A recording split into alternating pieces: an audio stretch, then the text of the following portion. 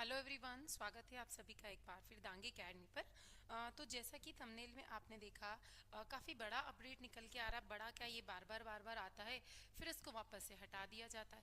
मतलब अगर हम बात कहें कि कहीं ना कहीं स्टूडेंट्स के साथ में एक बड़ा स्कीम किया जा रहा है। अब इसे स्कीम ना कहें तो क्या कहें।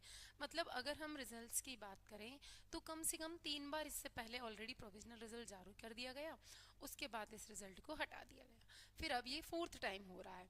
अब हो सकता है आप में से कुछ लोगों ने इसे देखा हो सकता है नहीं भी देखा हो।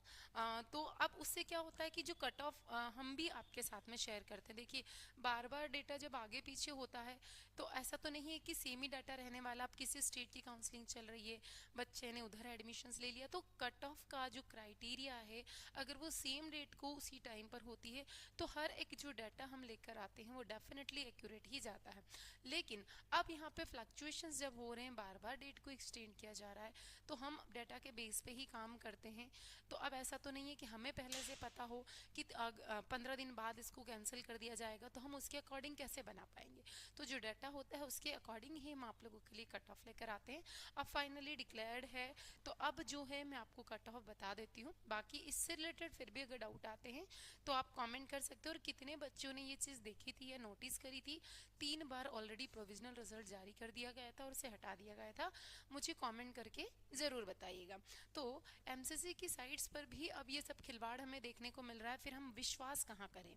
ठीक है, तो अब हम यहाँ पे बात करने वाले हैं MCC MCC all India quota में राउंड 3 की। किसकी? राउंड 3 की हम बात कर रहे हैं।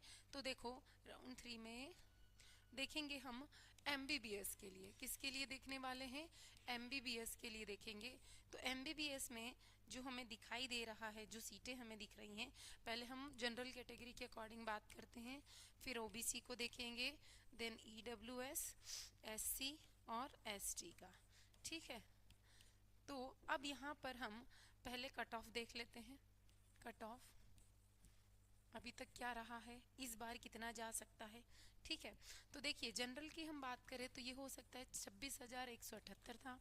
इसके बाद इसका जनरल का हो गया 26,000, ओबीसी का रहा है 231 और ईडब्ल्यूएस का 29,997, 29,997। एससी का 136,392 तक और 16 जो डाटा हमारे पास है हम वही आपके साथ में शेयर कर रहे हैं। तो अब हम यहाँ पे बात करते हैं। ये ऑलमोस्ट राउंड फिगर में अगर हम बात करें तो देखिए कहाँ तक जा सकता है, 30,000 के प्लस जा सकता है, नहीं 30,500 तक भी ये जा सकता है। ठीक है, ऑलमोस्ट बता रही हूँ मैं। इसका भी वही क्राइटेरिया है, दोनों का आप सेम मान लीजिएगा, 30,000 प्लस। तो ये 600-700 को भी क्रॉस कर सकता है ना। 6 to 700 यहाँ पे प्लस कर लीजिएगा आप।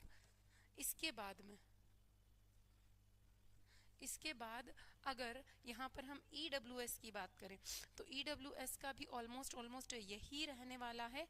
मतलब इसको अगर आप मानेंगे तो ये 30,000 से लगा के 30,008 या 900 तक जा सकता है, 30,800 प्लस तक। ठीक है, इसके बाद में अगर इसकी एससी की बात करें तो 1.5 लाख प्लस हो सकता है और एसटी की बात करें तो 1.9 लाख प्लस हो सकता है। तो ये हम देख रहे हैं एमसीसी ऑल इंडिया कोटा में एमबीबीएस के लिए कट ऑफ की हम बात कर रहे हैं। अब हम बात करेंगे यहाँ पर बीडीएस के लिए। किसके लिए? बीडीएस के लिए। तो देखिए बीडीएस के लिए जो डेटा आया है, बीडीएस की बात करते हैं, राउंड 3 की कट ऑफ, राउंड 3। तो ये ऑलमोस्ट कितनी जा सकती है? देखिए जनरल की जो अभी तक डाटा है हमारे पास में 62। उसके बाद ओबीसी की अगर मैं बात करूं तो 60,380। ईडब्ल्यूएस की बात करूं तो ईडब्ल्यूएस में रही है 192। एससी की बात करूं तो 189,221। देन एसटी में 24,1591। ठीक है, अब हम यहाँ पर बात करते हैं कि ये कितना जा सकता है।